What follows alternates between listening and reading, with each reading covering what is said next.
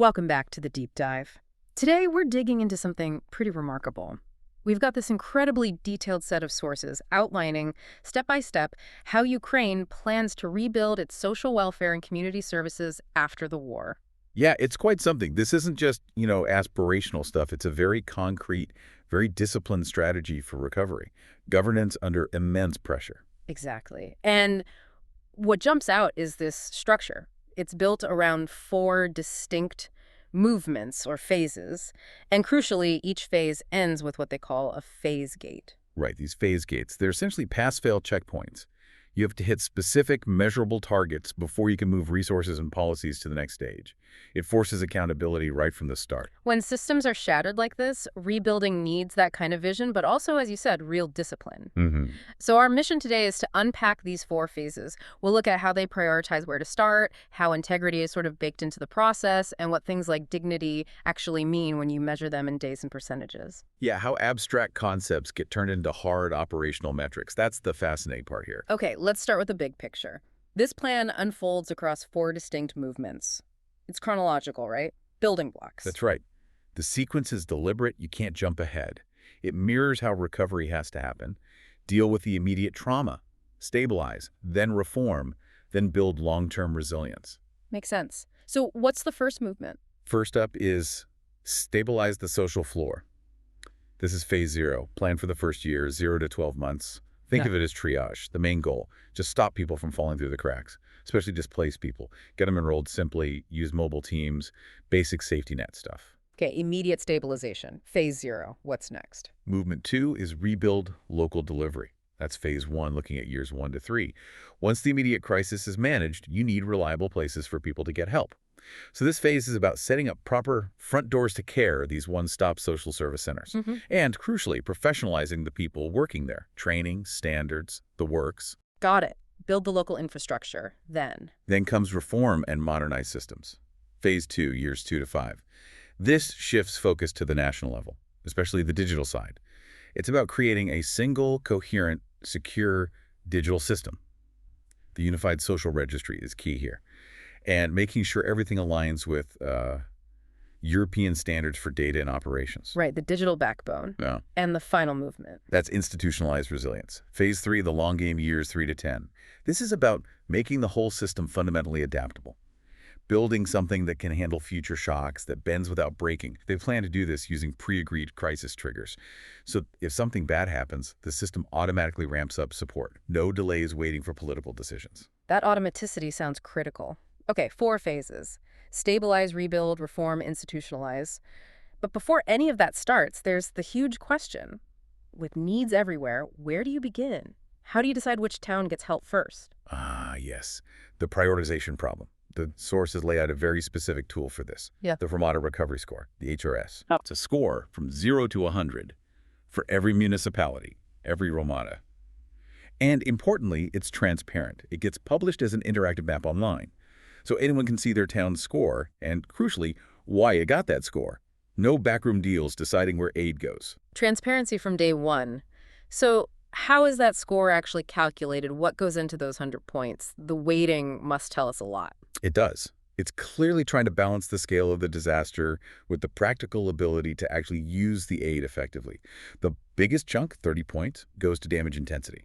That's just the raw physical destruction, measured by verified assessments, satellite imagery, that sort of thing, where things are physically worst. Okay, 30 points for damage. Makes sense. Then 25 points for vulnerable population density. This looks at the concentration of people who need help, most IDPs, kids at risk, people with disabilities, elderly folk living alone, per 1,000 residents. Right, so that's 55 points focused purely on neat physical damage in vulnerable groups. Exactly. Pure needs assessment. But then it gets interesting. Municipal capacity gets 15 points. 15 points for how ready the local government is. Why so much weight on that? Shouldn't need be the only factor. Well, this is where the strategic thinking comes in, I think. If you only send aid based on need, you might pour resources into places that just aren't equipped to handle it. Maybe they don't have enough staff, or their financial controls are weak, or the local politics are too unstable. Right. The aid could get wasted or, worse, diverted. Precisely. Yeah. So these 15 points for municipal capacity, things like staffing levels, are they ready for case management? It's a check on readiness. It ensures the money actually translates into help on the ground, not just disappearing into the system. So it's measuring responsible partnership, not just suffering. Yeah, that's a good way to put it. The last bit's our service gap. That's 20 points. Looks at whether local facilities like schools and clinics are working and how far people have to travel for help. And finally, 10 points for co-financing and readiness. This rewards local commitment, things like putting up local budget money, having premises ready, signing agreements with NGOs. It encourages local buy-in. Okay, so that HRS score drives the initial rollout, and that connects directly to the very first hurdle, Phase Gate A. What needs to be in place to even start Phase 0 operations? Phase Gate A is all about proving the basic plumbing is working before you turn the water on. First, that HRS score we just talked about. It has to be calculated and publicly posted online for every single municipality. Total transparency on prioritization. No exceptions. No exceptions. Second, they had to select 20 pilot sites using that HRS goal, Right. but with safeguards, like making sure every region, every oblast gets at least one early site so nobody feels left out politically. Smart. Test the model small and diverse first. Exactly. Then the digital side. The Unified Social Registry, the USR, needs a minimum viable product, an MVP, up and running. And critically, it has to be able to talk to the national ID system and the basic health registries. You need to know who people are, fundamentally. The absolute basics of data connection. Right. And finally, immediate proof of accountability. The basic privacy audit has to be passed. Grievance channels, like a hotline, must be working. And this is key. The operational metrics from the very first month have to be published. Wow. Publish results after just 1 month. Yeah. If you can't measure and report back that quickly, the argument is you haven't actually proven you're ready to manage the larger flow of aid. Passing Gate A means the foundational pieces are demonstrably in place. Okay. Gate A passed. We're into Phase 0. Stabilize the social floor, 0 to 12 months. This is the immediate, almost chaotic response phase. Goal: stop people falling through the cracks. Let's talk about income protection first. War means chaos, lost documents, broken banks. How did they plan to get cash or support flowing reliably? Speed and inclusion were everything here. Pragmatism ruled. They knew traditional paperwork systems would fail miserably. So for cash flow, things like pensions or basic support, the default is digital payments because it's faster. But crucially, they had to maintain offline fallbacks. Ways to pay people if the internet's down or they're in an area with no signal. Essential in a war zone. Absolutely. And the big challenge was documentation. What do you do when people have lost everything? ID cards, birth certificates gone. The solution was simplified enrollment, especially for IDPs, using mobile kits like tablets that can sync data later. And for people with no documents, they had to allow temporary attestations. Temporary attestations, that sounds risky. How did they manage the potential for fraud while still getting aid out fast? It's a trade-off, right? The attestation needed to witness someone from the local authorities or a trusted, vetted NGO. That provides some local check. But the key is temporary. It gets you immediate help. But it triggers a follow-up process for proper verification later, once systems are more stable. In Phase 0, the priority is humanitarian, keep people alive. The hardcore fraud prevention comes later. Get aid first, verify later, makes sense in context. Yeah. And they also stressed using plain language for all the rules about support. When people are traumatized and stressed, complex bureaucracy is just another barrier. Clarity is vital. Okay, that's income. What about actual services? They mentioned a minimal service package, an MSP. How did they prioritize who gets what service first? Triage must have been critical. Absolutely critical. The MSP triage was built entirely around response time. How fast do you need help? They had red flag cases. These are life and death situations. Gender-based violence, a child left alone, someone with severe disability, and no caregiver. These demand a same-day life safety response. Period. No waiting. Same day. Wow. Then amber cases. These need service within 7 days, maybe an urgent referral for mental health support or help finding temporary shelter. And finally, green cases. Standard stuff like administrative help. Those had to be addressed within 30 days. The system forces focus on urgency. Defining service by time. That brings us to the service level agreements, the SLAs, you mentioned them earlier. They seem central to building trust, proving the system delivers predictably. What were those key promises to citizens in Phase 0? These SLAs were the concrete promises, the hard metrics for Phase 0, and they were ambitious. First, your registration details had to be visible in that unified social registry within 24 hours of you signing up. Proof you're in the system. Okay. Second, you had to get first contact from a social worker within 72 hours. Just acknowledging you, letting you know someone's looking at your case, basic Is it dignity. 72 hours? Still quick. And the big one, benefits paid out within 10 days of your application being approved. That 10-day payment timeline is maybe the toughest operational challenge. It's about getting cash flowing fast to stabilize households. 10 days from approval to payment. That's a high bar. It is. And also, if you had a complaint, an appeal, they had to acknowledge it within 24 hours and resolve it within 15 days. Quick resolution to maintain faith in the system. Okay, these SLAs, especially the 10-day payment and the same-day red flag response, they really define success in Phase 0. Which brings us to Phase Gate B. What does the system have to prove to pass Gate B and move into Phase 1, the rebuilding phase? Phase Gate B is the proof that the emergency measures actually worked reliably and predictably. It shows they've mastered the basics. First, a quality check. Audits of that minimal service package have to average 80 out of 100 or higher across all the pilot sites. Shows they didn't sacrifice quality for speed. 3%. Okay. Second, the speed check. That crucial metric. The median time from application to first payment must be 10 days or less. If that slips, Gate B fails. It forces efficiency. That's the hard number, 10 days. Yep. Third, the safety check. At least 85% of those critical red flag cases must get served on the same day. The goal is 100%, of course, but 85% proves the same-day response mechanism is working structurally. 85% is still a demanding threshold for life safety issues. You're proving reliability under pressure. Exactly. And the gate also requires the hotline to meet its own SLAs in 85% or more of calls, and the basic privacy and data access controls have to pass an external spot audit. Can't have data leaking. Passing Gate B basically signals, okay, the bleeding is stopped, the patient is stable. Now we can start the real reconstruction work. Which takes us to Phase 1, rebuilding local delivery, years 1 to 3.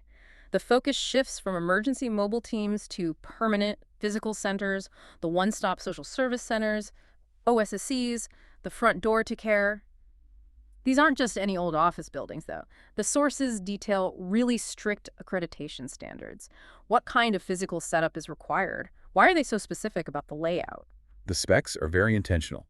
They're about rebuilding dignity and safety in a physical space, especially after widespread trauma. It's not just about efficiency, it's about the user experience. So the basic structure has to have universal design accessibility.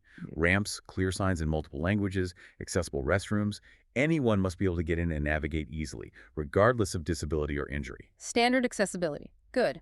But it goes further. Oh yeah. Beyond that, they mandate specific types of rooms. There has to be a dedicated quiet room, often for mental health and psychosocial support, MHPSS, a place for calm conversation.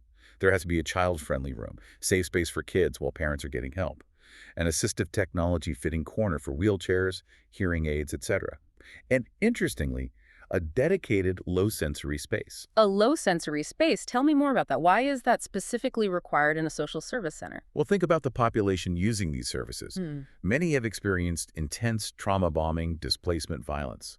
For some people, especially those with trauma or certain neurodevelopmental conditions, standard waiting rooms, noisy, bright, crowded, can be incredibly overwhelming, triggering even. Ah, I see. So low sensory space is a quiet area, maybe with softer lighting, less visual clutter. It's a practical way the building itself acknowledges the potential trauma of its users. It says, we understand you might need calm, and we've provided it. It's trauma-informed design built in. That's actually quite profound. Designing the physical space around the user's potential mental state. Okay, so structure is key. What about the operations inside? Staffing. Equally rigorous. They need documented procedures, SOPs for everything. Intake, triage, how to handle safeguarding issues, data protection, all written down. The help desk has a target. Register new applications in under 15 minutes. That's an efficiency metric. Okay. But the really critical part is staffing levels, specifically caseload limits. This is huge for quality. A general social worker shouldn't have more than 60 active cases. But, and this is crucial, staff dealing with high-risk stuff, like child protection or gender-based violence. Their caseload is capped at 25 cases, maximum. 25? That's a low number. That must be deliberate. Absolutely deliberate. It's learned experience. If a child protection worker is juggling 100 complex cases, things will get missed. Capping it at 25 forces the system to prioritize quality and depth of intervention over just processing numbers. It's risk management. Makes sense. And background checks. Yep. At least 95% of frontline staff, anyone interacting with vulnerable people, must be cleared through background checks before they start. Basic safety protocol. Okay. Now, Phase 1 also has a major focus on child protection, specifically moving away from relying on large institutions. What's the measurable target for that shift? They set a very clear structural target. Progress is measured by a ratio. The number of children placed in foster care or with kinship carers, like relatives, must be at least double the number of children placed in institutions, a 2-to-1 ratio or better. 2-to-1. Fostering kinship over institutions. That's a massive policy shift made concrete. It forces the system to actively build up family-based alternatives, not just default to the old institutional model. It shows where the priority lies. And who oversees all this at the local level? There's a municipal social recovery board mentioned. How does that ensure accountability? Right, the local board connects the OSSC operationally to the political leadership. It's chaired by the mayor or the local equivalent. Membership includes the head of the OSSC, naturally, but also heads of local schools, clinics, police liaisons for safety coordination, and, importantly, representatives from civil society and faith-based groups. Broad oversight. Okay, so it brings different sectors together. How do they report back to the public? Through a simple but effective mechanism. Every month, the board has to sign and publish a short public note, basically a "you said we did" report. It has to address current operational issues, caseloads, waiting times, any safeguarding incidents reported and what actions they took. It forces them to publicly acknowledge problems and state their response. Direct local accountability. Public accountability through mandatory reporting. Okay, so phase 1 builds these professional OSSCs, shifts child protection, and sets up local oversight. Now we hit phase gate C. What proves this local rebuild is solid enough to replicate more widely. Phase gate C is the proof that the OSSC model isn't just a good idea, but it's working consistently in practice across different places. First metric. At least 70% of those initial pilot municipalities must have their OSSC fully meet all those accreditation standards we talked about. 70%, not 100%. Why the leeway? If the standards are important, shouldn't all pilots have to meet them? That's a fair question. The sources seem to imply that 70% demonstrates the model is achievable and replicable across varied contexts, different town sizes, different levels of damage, different local politics. Setting it at 100% might dramatically slow down the national rollout. You could get stuck waiting for a few difficult sites to reach perfection. So 70% seems like a pragmatic threshold. It proves the model works widely while acknowledging the real-world friction of implementation in a post-conflict setting. Okay, pragmatic scaling. What else for gate C? They have to maintain performance. That crucial 10-day median time from application to first payment must still be met, even with the more complex OSSC structure. Can't let bureaucracy slow down aid.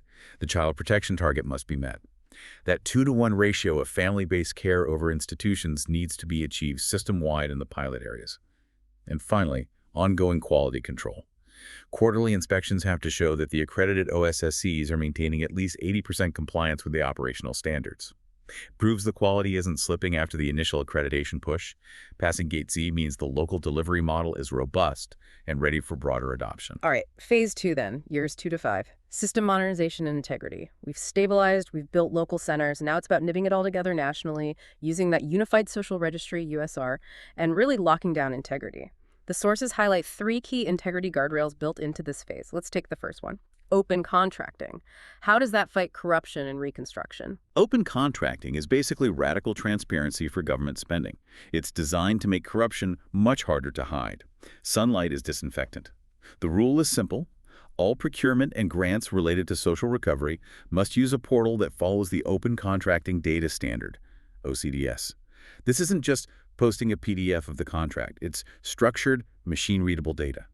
Okay, OCDS standard. What information has to be public? Everything. Planning documents, who bid, who won the contract, delivery receipts. But crucially, it includes beneficial ownership details. Beneficial ownership, meaning who really owns the company getting the money, not just the name on the door. Exactly. You have to declare the actual human beings who ultimately profit, and also conflict of interest declarations for officials involved. This aims right at shell companies and insider dealing. That sounds powerful, but notoriously hard to enforce, getting true beneficial ownership info. How does the plan try to make it stick? It uses a couple of levers. One is requiring vendors to sign integrity pacts, basically, contractual promises not to engage in corruption.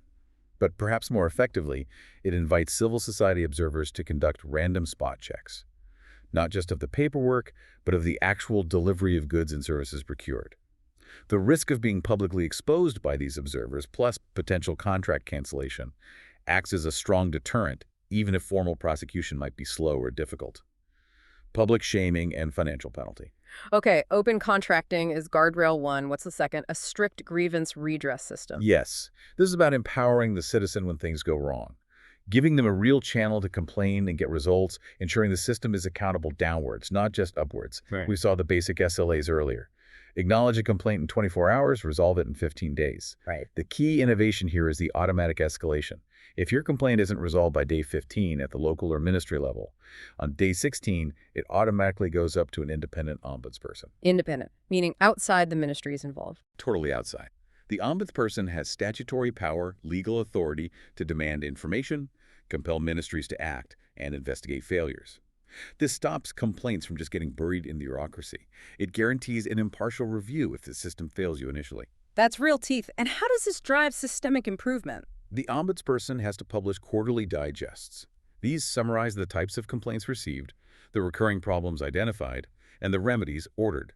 It makes systemic failures public and pushes the ministries to fix the root causes, not just individual cases. Okay, transparency in spending, citizen power in grievances.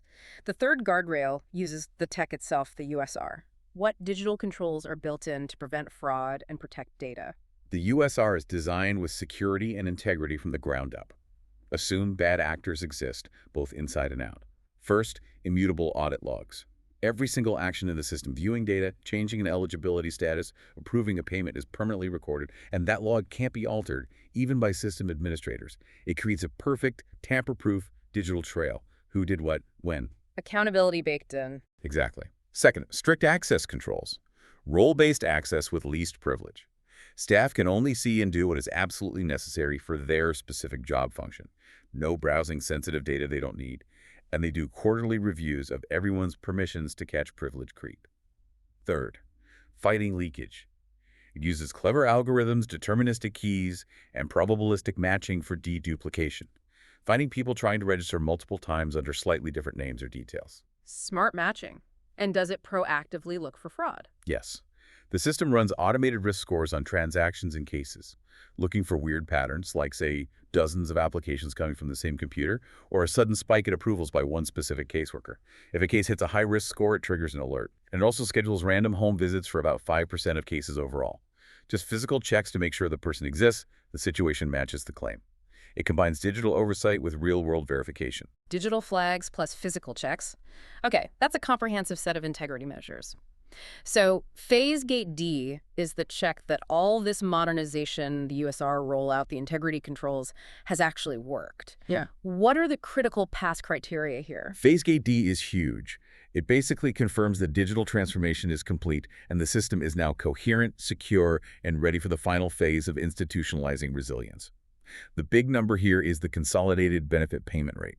At least 80% of all social benefit payments across all programs covered must be flowing through that single central USR platform. This proves the silos have been broken down. 80% consolidation. That's a major indicator of systemic change. Definitely. Also, the USR itself must be fully live at all the priority municipalities identified by the HRS, and it needs full interoperability, seamless data exchange with the national ID, pension systems, and health systems.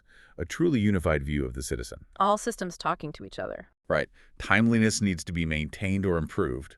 The median time from application to decision should be 15 days or less, and application to first payment still needs to hit that 10-day or less target. Proof efficiency hasn't been lost in centralization. Still hitting those key speed metrics. And a final crucial test for Gate D, shock trigger readiness. They have to run simulations, actual tests of the crisis response playbooks, and prove that the system can scale up assistance nationwide within 14 days of a simulated shock being triggered. 14 days to scale up nationally. That's the ultimate proof the system is ready for future crises. Precisely. Passing Gate D means the reformed, modernized system isn't just theory. It's operationally proven to be fast, integrated, secure, and crisis-ready. And that crisis readiness leads us straight into the final phase, phase 3, institutionalizing resilience. Years 3 to 10, the system is built, it's modernized. Now it's about making that resilience enduring, automatic. You mentioned those shock triggers. Let's unpack that. What actually happens when a pre-agreed trigger, like a major grid outage or a new wave of displacement, is hit? How does the system react automatically? This is where the bend without breaking idea becomes operational. The beauty is the pre-agreement. The rules are set in advance. When a specific trigger is met, say electricity out for 72 hours in 5% of Hromada's, or verified displacement hits X thousand people in a region, the system automatically shifts gears for a defined period, usually 90 days. Without needing new emergency legislation or slow political approvals. Exactly. The approval is already baked in. So what happens? First, automatic top-ups to cash benefits for eligible households in the affected areas. No need to reapply. The system just increases the payment. Second, a surge deployment of mobile teams. Extra social workers, crucially including trauma-informed MHPSS specialists, are sent to the zone based on pre-planned logistics. MHPSS surge. Ugh. Critical. Very. And third, logistics get streamlined. Pre-cleared procurement hurdles are activated. This means the paperwork to buy emergency supplies, generators, fuel, hygiene kits, maybe specialized food or assistive devices is already done. They can draw down on pre-positioned stock or place orders immediately. It cuts through the red tape that usually slows down disaster response. Removing bureaucracy from the immediate response, smart. But maintaining that level of readiness, pre-positioned supplies, teams on standby must require constant effort over 10 years. How do they ensure it stays sharp? Practice. Constant practice. The plan mandates that every single Hromada must conduct an annual shock drill. They have to test the whole chain.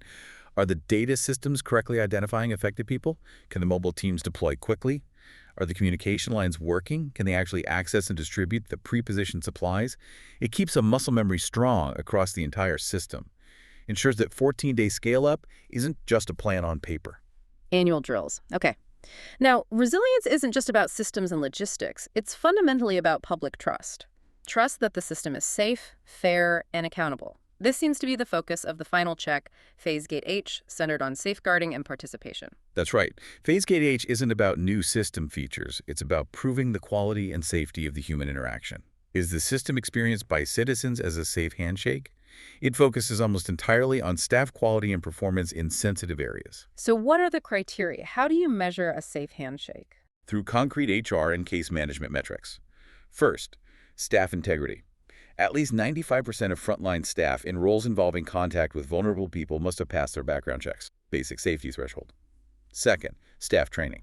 At least 90% of those frontline staff must be fully trained on the core safeguarding modules, how to recognize and respond to abuse, neglect, exploitation. And crucially, they need verified refresher training regularly. Can't just be a one-off tick box exercise. Continuous training on safeguarding. Makes sense. Then it gets into specific high-risk case types. For gender-based violence, GBV, 100% of cases flagged as red, meaning immediate danger, must receive same-day safety action. Not 99%, And but 100%. 100% on same-day GBV safety action. That is an absolute zero-tolerance standard. It has to be. It signals the system's absolute commitment to protecting victims in immediate danger.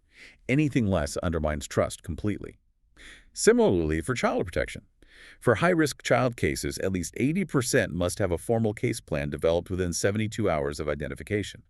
This forces rapid assessment and planning to ensure the child's safety isn't left drifting. 72 hours for a child protection plan. That forces rapid multi-agency work, presumably. It does. It pushes the OSSC staff to coordinate quickly with schools, health, police if needed. And finally, ensuring ongoing local accountability and accessibility. All the OSSCs must continue to meet the physical accessibility standards, and they must keep publishing those quarterly "You Said We Did" notes based on public feedback. The communication loop stays open. Passing Gate 8 signifies the system is not just functional, but reliably safe and accountable to the people it serves. So pulling this all together, what this deep dive shows is, well, it's a blueprint for rebuilding social trust using incredibly methodical, measurable steps. You go from immediate stabilization through building professional local services to creating a secure national digital system, and finally embedding resilience through automatic triggers and rigorous safeguarding. Yeah. And success isn't just defined by funding raised or activities completed. It's defined by these hard numbers. 10 days to get paid, 72 hours for high-risk child plan, 80% of payments through one system, that 2-1 ratio for family care. Exactly. What's really striking, I think, is how the entire structure, from that HRS score dictating where aid flows first, all the way to these final phase gates, is built on public visibility and measurable governance. The system is designed so it cannot easily hide failure. It forces everyone involved, ministries, local mayors, individual social workers, to focus relentlessly on outcomes, on accountability. You hit the target or you don't, and if you don't, it's visible. It's a fascinating case study in applying strict, auditable standards to something as complex and human as social recovery. ensuring aid translates into actual timely help, and that citizen dignity is protected by enforceable standards. It really is. And it leaves us with a challenging thought, perhaps, for you listening. If this system measures its ultimate resilience by its proven ability to automatically scale up assistance within 14 days of a major shock, what would it take in your own context? In your organization, your community? What logistics, what communication plans, what financial rules would need to be rigorously tested and pre-agreed now to meet a similar kind of demanding time-bound crisis standard? Something to think about.